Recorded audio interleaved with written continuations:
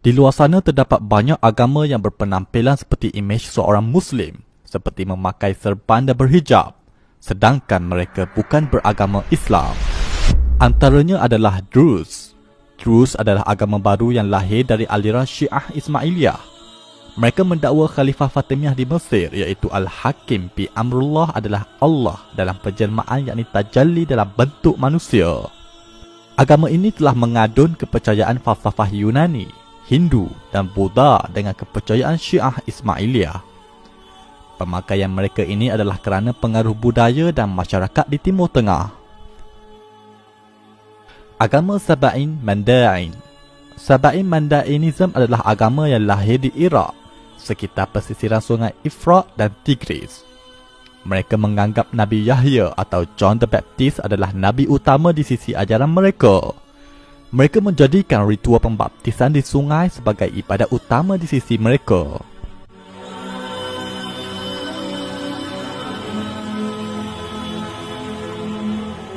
Agama Zoroaster. Zoroaster atau Majusi adalah agama lahir di Parsi atau Iran sekarang. Agama ini memuliakan elemen-elemen alam seperti api, air, tanah dan udara. Agama ini telah sedia ada sebelum dari zaman Nabi Isa lagi. Malah ia pernah dianut oleh pemimpin besar Empire Parsi seperti Cyrus the Great. Pemakaian penganut ini adalah kerana terkesan dengan pemakaian budaya masyarakat Iran dan sekitar Timur Tengah. Agama Yahudi. Yahudi adalah agama yang dianut oleh bangsa Bani Israel atau Yahudi. Mereka mendapat risalah wahyu dari Nabi dan Rasul yang telah diutuskan oleh Allah kepada mereka. Mereka antara penganut yang memiliki pengamalan hukum hakam yang ketat. Malah kelompok ini diiktiraf sebagai Ahlul Kitab. Agama Kristian. Kristian adalah agama yang lahir setelah ketiadaan Nabi Isa, hasil dari konflik zaman selepasnya yang terpengaruh dengan misionari Saint Paul. Mereka telah menuhankan Nabi Isa dengan menjadikan Nabi Isa sebagai Tuhan yang setara dengan Tuhan Bapa, sehingga melahirkan konsep Trinity.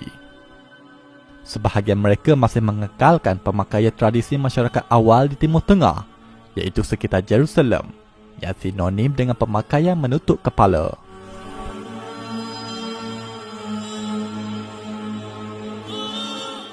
Agama Samaritan.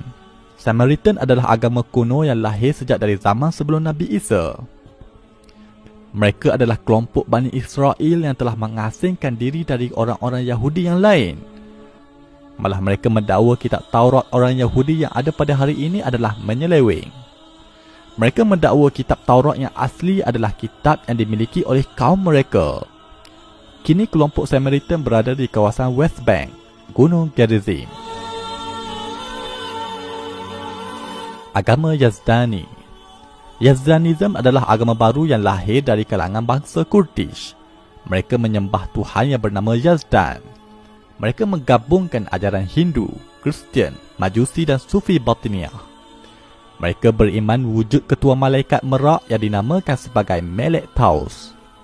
Kisah Melek Taus ini adalah versi mereka membersihkan karakter iblis dalam versi Al-Quran. Mereka juga ada ritual memuja kubur wali mereka iaitu kubur Adi Ibn Musafir yang terletak di Iraq. Agama Yarsani.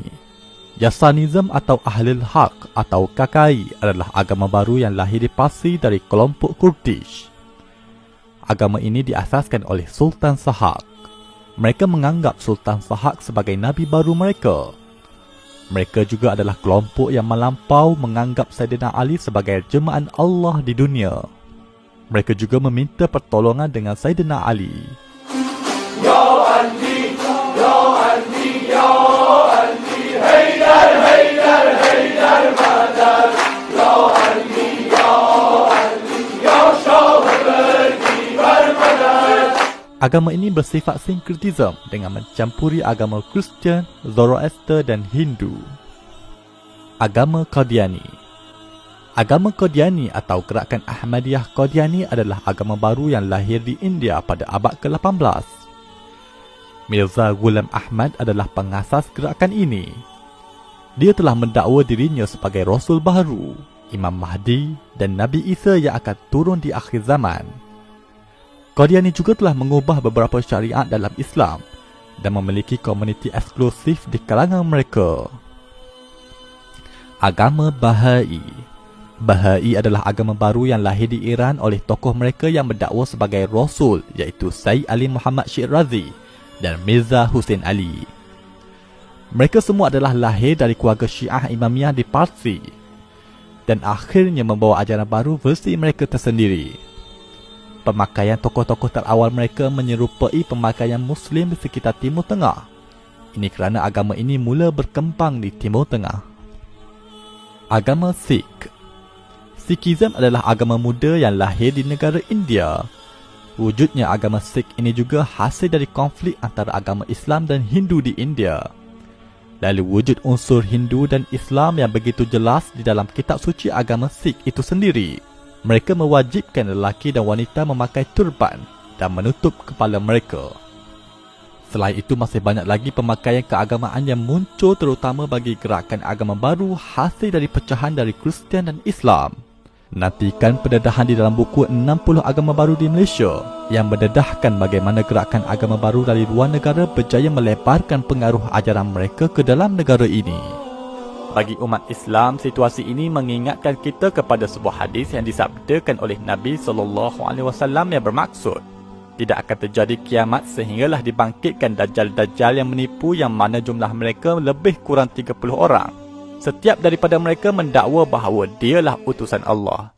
Hadis riwayat Al-Bukhari.